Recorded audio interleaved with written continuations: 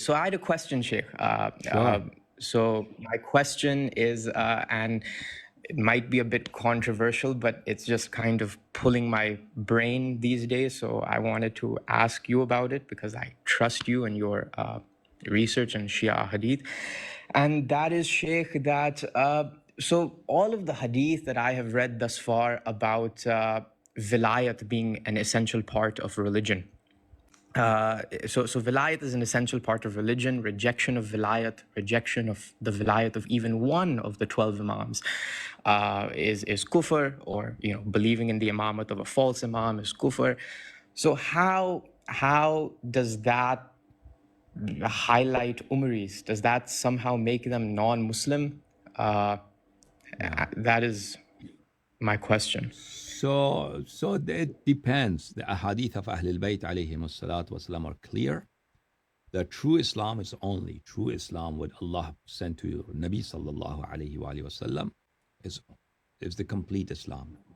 And the essential part of that, central element of that Islam is the imamat of Ahlul Bayt alayhim salam and their guardianship, and to love them and to follow them and to believe in them as our leaders.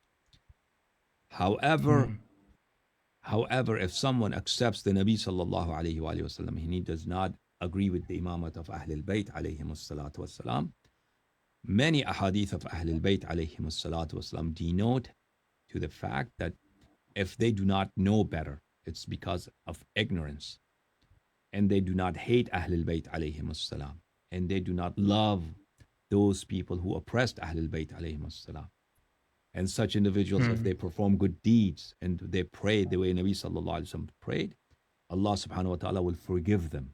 And Allah subhanahu wa ta'ala will take them to paradise. But if they are not such, they know, or they know enough that they should do a research, then they have no excuse. And on the day of judgment, they will have no excuse. And if a person knows the truth and he doesn't affirm it, doesn't believe it, then he will be a Muslim. He will be considered a Muslim until the appearance of the 12 Imam alayhi salam. He'll be treated as a Muslim. He'll be given the rights of a Muslim until the appearance of the 12 Imams. But on the day of judgment, such a person will not be a Muslim. So there is nuance with respect to Umaris. Yeah. So there's essentially a kind of forgiveness because of ignorance. If a person is ignorant, even if he's mushrik, polytheist, he's forgiven. Ignorance, but, lack of information. If you have not been exposed to guidance, and therefore, because of that lack of exposure, you do not believe, then that is a very, very credible excuse before Allah subhanahu wa ta'ala on the day of judgment. Yeah. And this is not only in hadith, this is also in Quran. Yeah. So even mushrikeen who did not know, Allah will forgive them. Yeah. Okay. Could you Sheikh, please, maybe, because one of the things which I think is that which one of the questions which comes in my mind is that, for instance, like a Hindu or a Christ or a Buddhist or an atheist or whatever, we can argue that many of them are ignorant, because we know that Umaris, they don't allow Shias to do any kind of dawah. Shias are always killed, and even if Shias did do dawah, then mujtahideen are not really any big help. In fact, they're more so a liability.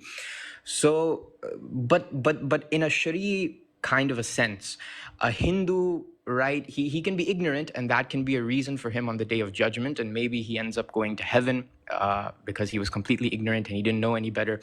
But in this world, in this current, today in 2025, if let's say I still cannot eat his meat or like marry his woman or something, because he is not Muslim, despite him being ignorant or not ignorant, the Hindu is still, so wouldn't that apply to the Umri as well?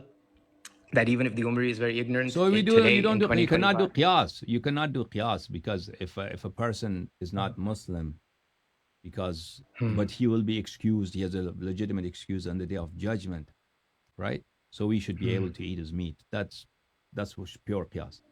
And Umari is also, if an Umari is not Nasibi, but he's just a regular Muslim who follows, the Khulafa, you're allowed to marry them, allowed to eat from their hands.